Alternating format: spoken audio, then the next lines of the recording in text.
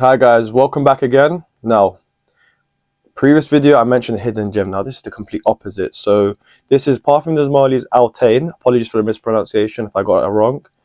Now, where do I start with this one? So I went in to a store, I think by the name of Fenwick in Brent Cross, London, shopping centre.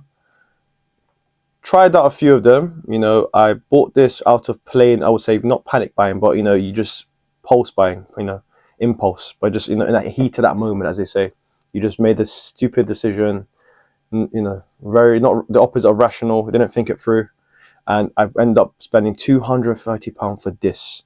Now initially I loved it, don't get me wrong, I love my oud scents, but as time progressed it was not for me, and I'll explain why. So when you spray it, for me, 2 sprays, right? So I'm just reading off this. So it says bergamot, lavender, and clary sage. I'm definitely smelling the sage in there, bergamot, but it's woody, but it's very aromatic, but fresh as well.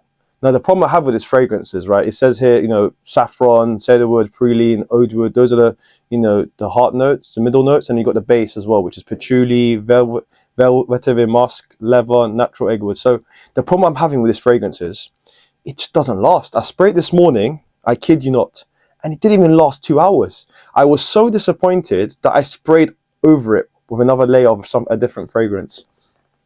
It's just not for me. I love wood, woody scents like this, as well as oud, but the problem I have with this is it's just not worth the price tag. I've watched a lot of videos over, in my time, and the main problem with a brand like this is very overly, heavily marketed towards consumers, and because of the marketing, the advertising, they, mark up the price heavily. This is £230 for 75 ml, and it's only got a concentration of 20%, so as other parfum. I don't recommend it just because it's not worth the money.